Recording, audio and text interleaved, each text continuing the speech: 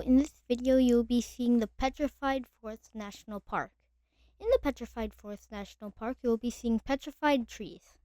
How the trees got petrified, you might ask? Well, while they were living, they got buried. So when they eventually did die, all the minerals in the dirt got absorbed by the tree, so the wood got petrified.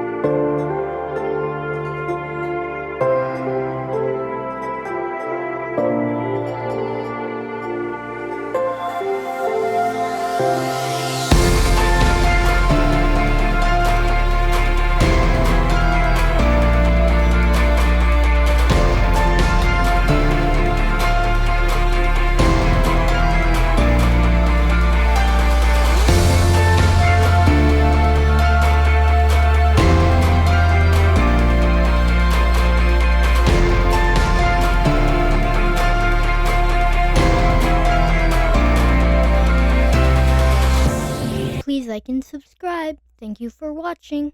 Bye!